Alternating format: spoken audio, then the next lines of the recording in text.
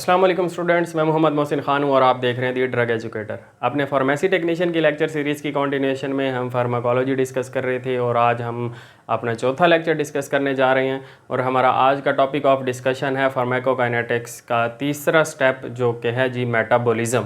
जी तो मेटाबॉलिज्म क्या होता है? अगर हम मेटाबॉलिज्म को डिफ़ाइन करें तो it is a bio transformation of drugs, bio transformation of drugs in body so that they can be excreted easily। Drugs की बॉडी के अंदर ट्रांसफॉर्मेशन, बायो ट्रांसफॉर्मेशन, बायो का मतलब होता है लाइफ, आप जानते हैं, और ट्रांसफॉर्मेशन का मतलब होता है चेंज।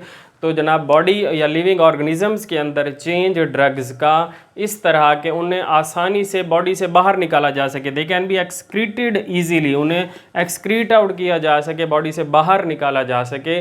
तो इस तरह की बायो ट्रांसफॉर्मेशन या केमिकल चेंज या केमिकल रिएक्शंस को हम बोलते होते हैं जनाब मेटाबॉलिज्म। मेटाबॉलिज्म को हम बायो ट्रांसफॉर्मेशन भी बोलते होते हैं। तो दोनों नाम है इसके, बायो ट्रांसफॉर्मेशन और मेटाबॉलिज्म, और डेफिनेशन भी यही है कि ड्रग्स को ज़्यादा वाटर सॉल्युबल बनाना इसका जो है बेसिक ऑब्जेक्टिव होता है। मैं आपको यहाँ दिखा रहा हूँ कि ये लिपोफिलिक ड्रग्स हैं। आपके पास अगर ड्रग्स हैं और वो ज़्यादा लिपोफिलिक हैं तो लिपोफिलिक ड्रग्स को more polar water soluble drugs में कन्वर्ट करना जो है ये सारा मेटाबॉलिज्म का काम है। मेटाबॉलिज्म में हम यही कुछ करते होते हैं, हमारी बॉडी यही कुछ करती होती है, ये हमारी बॉडी के अंदर ऑटोमेटिकली होने वाले रिएक्शंस में का हिस्सा है। तो ये lipophilic drugs are converted into more polar that is water soluble drugs. So that अब वाटर सॉल्युबल बनाने की वजह क्या है जी? हम ड्रग्स को वाटर सॉल्युबल हमारी बॉडी क्यों बनाती है? क्योंकि आप जानते हैं कि हमारी बॉडी से जनाब यूरिन एक्सक्रीट आउट होता है और उसका जो है लार्ज पोर्शन जो है वो पानी होता है, या बाइल एक्सक्रीट आउट होता है फिजिस के अंदर, तो उसमें भी पानी जो है ज़्यादा होता है। तो अगर हम बॉडी ने ड्रग्स को एक्सक्रीट आउट करना है, निकालना है अपने जिस्म से, तो वो इन वाटर बेस्ड जो है केमिकल्स के अंदर बॉडी निकालती है। तो वो केमिकल्स चूँकि वाटर बेस्ड हैं तो इस वजह से ड्रग को वाटर सॉल्युबल बनाया जाता है ताकि उनके अंदर डिज़ोल्व होकर जैसे वो यूरिन और बाइल एक्सक्रीट आउट हो रहे हैं, साथ साथ ये ड्रग भी जो है बॉडी से एक्सक्रीट आउट हो जाए जी। तो ये बेसिक पर्पज़ होता है ड्रग्स को वाटर सॉल्युबल बनाना। और आपने एक बात बायो ट्रांसफॉर्मेशन या मेटाबॉलिज्म में ये हमेशा जहन में बिठा लेनी है कि इसमें हम ड्रग्स को वाटर सॉल्युबल बनाते हैं। अब वाटर सॉल्युबल कौन सी ड्रग्स होती हैं या कौन से केमिकल्स होते हैं जो ज़्यादा पोलर हो, तो हम ड्रग्स को मोर पोलर बनाते हैं जी। तो ये जनाब हमारी बॉडी बनाती है, सॉरी। तो अगर मेटाबॉलिज्म की साइड्स की बात कर लें जी, मेटाबॉलिज्म कहाँ कहाँ होती है हमारी बॉडी में, तो इसकी 3 साइड्स हैं, लीवर, किडनीज और इंटेस्टाइन। मेजर साइड जो है वो लीवर है। आपकी मैक्सिमम ड्रग्स जो हैं वो लीवर के ज़रिए से जनाब मेटाबोलाइज होती हैं। लीवर के अंदर बहुत सारे एंजाइम्स हैं, एंजाइम्स का सेट है, तो एक बहुत बड़ी क्लास है एंजाइम्स की, उन्हें हम साइटोक्रोम P450 बोलते होते हैं। वो एक क्लास है जो आपकी मैक्सिमम ड्रग्स को जनाब मेटाबोलाइज करती हैं। उसके अलावा कुछ ड्रग्स हैं जो किडनी और इंटेस्टाइन से भी मेटाबोलाइज होती हैं।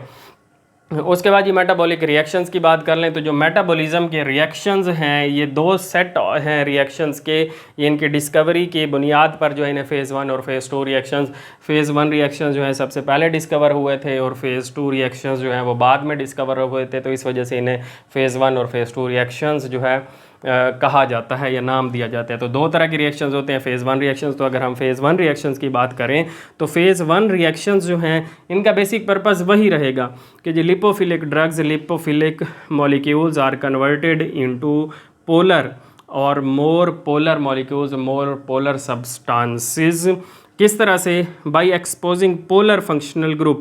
फ़ेज़ 1 रिएक्शंस में जो पोलर फंक्शनल ग्रुप हों ड्रग्स के अंदर पहले से मौजूद हों पोलर फंक्शनल ग्रुप, उनको एक्सपोज किया जाता है, उनको एक्सपोज किया जाता है ताकि वो ड्रग पूरी जो है उसका पोलर करैक्टर डोमिनेट करे, ताकि वो वाटर में डिज़ोल्व हो जाए और बॉडी से एक्सक्रीट आउट हो जाए। तो जना फ़ेज़ 1 रिएक्शंस जो हैं ये ड्रग को पोलर बनाते हैं by exposing polar functional groups of the drugs. और इसके अंदर 3 तरह के बेसिक रिएक्शंस हैं जिनमें पोलर फंक्शनल ग्रुप्स को एक्सपोज किया जाता है। इनमें ऑक्सीडेशन, रिडक्शन और हाइड्रोलाइसिस इंक्लूडेड है। ऑक्सीडेशन आप लोग पहले भी पढ़ चुके हैं, इसमें जो है ऑक्सीजन की एडिशन होती है, इलेक्ट्रॉन्स की जो है एलिमिनेशन होती है, loss of electron, addition of oxygen और रिमूवल ऑफ हाइड्रोजन जो है ये ऑक्सीडेशन की डेफिनेशन बनती है। उसके बाद दूसरा जो रिएक्शन है वो रिडक्शन है। तो रिडक्शन भी ऑक्सीडेशन के टोटली उलट है कि जनाब addition of hydrogen, removal of oxygen और addition of electrons is known as reduction. उसके बाद तीसरा जो सेट ऑफ रिएक्शन है इसके अंदर वो हाइड्रोलिसिस है, I mean break down of molecules in the presence of water is known as hydrolysis. तो ये जी 3 तरह के रिएक्शंस आते हैं मेजर जो फेज़ 1 रिएक्शंस के अंदर आते हैं। एक बात यही याद रखनी है कि पोलर फंक्शनल ग्रुप्स को एक्सपोज किया जाता है इनके अंदर, और ये 3 एग्जांपल्स हैं जो फेज़ 1 रिएक्शंस के अंदर आती हैं। अच्छा जी, अक्सर ज़्यादा काफ़ी सारे केसेस में जो है फेज़ 1 रिएक्शन से जो लिपोफिलिक ड्रग्स हैं, मोर लिपोफिलिक ड्रग्स, वो लेस लिपोफिलिक या मोर पोलर ड्रग्स में कन्वर्ट हो जाती हैं।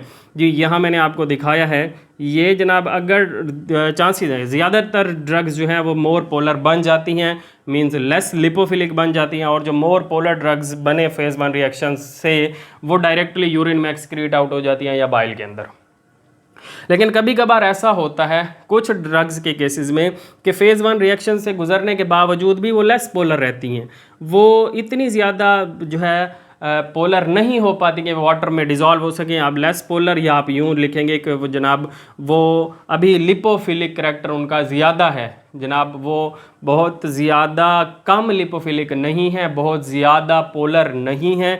इस वजह से इन ड्रग्स के ऊपर फिर एक और जो है सेट ऑफ रिएक्शंस से ये वाली ड्रग्स गुजरती है हमारी बॉडी में। अब ये जो रिएक्शंस हैं वो फेज़ 2 रिएक्शंस कहलाते हैं और ये कॉन्जुगेशन रिएक्शंस कहलाते हैं। इनके लिए आपने वर्ड याद रखना है कॉन्जुगेशन जी। तो जो कॉन्जुगेशन है इसका मतलब होता है एडिशन, 2-3 मॉलिक्यूल्स को एक साथ जोड़ देना कॉन्जुगेशन कहलाता होता है जी। कॉन्जुगेशन रिएक्शंस करवाए जाते हैं। इनमें क्या होता है ये conjugation reactions with endogenous substances. Endogenous substances बोलते हैं ऐसे सब्सटेंसेस जो हमारी बॉडी के अंदर पहले से पाए जाते हों, मौजूद हों, तो एंडोजीनस सब्सटेंसेस कहलाएंगे। एंडोजीनस सब्सटेंसेस के साथ उस लेस पोलर ड्रग को कॉन्जुगेट कर दिया जाता है, जोड़ दिया जाता है, जिससे वो ड्रग जो है मोर पोलर बन जाती है। और ये less polar drug conjugation reaction से मोर पोलर और वाटर सॉल्युबल बनेगी, तो वो यूरिन में एक्सक्रीट आउट हो जाएगी। अब कॉन्जुगेशन रिएक्शंस कौन कौन से होते हैं, कौन कौन से मॉलिक्यूल्स या एंडोजीनस सब्सटेंसेस के साथ कॉन्जुगेशन की जाती है। इनके अंदर जनाब सल्फ्यूरिक एसिड है, ड्रग को सल्फ्यूरिक एसिड के साथ ऐड किया जाता है। अगर सल्फ्यूरिक एसिड के साथ ड्रग को जनाब कॉन्जुगेट किया जाए तो ये रिएक्शन सल्फोनेशन रिएक्शन कहलाता है। इसके साथ अगर एसिड, दूसरा एंडोजीनस सब्सटेंस है एसिटिक एसिड, एसिटिक एसिड को अगर कॉन्जुगेट किया जाए, साथ अटैच किया जाए, तो ये एसिटाइलेशन कहलाता है रिएक्शन।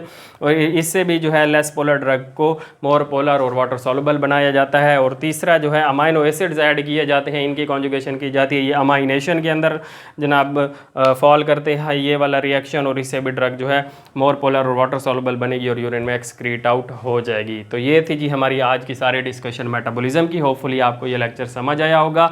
इससे पहले जो है हम फार्माकोलॉजी में जो लेक्चर डिस्कस कर चुके हैं वो मैं डिस्क्रिप्शन में अटैच कर दूंगा, आप वो भी लाजमी देखिएगा ताकि आपके बेसिक कॉन्सेप्ट जो हैं वो लाजमी क्लियर हों। वीडियो अच्छी लगे तो लाइक कीजिएगा, दोस्तों के साथ शेयर कीजिएगा, चैनल को लाजमी सब्सक्राइब कीजिएगा। मिलते हैं अपनी अगली वीडियो के साथ, तब तक ख्याल रखिएगा। अल्लाह हाफिज़।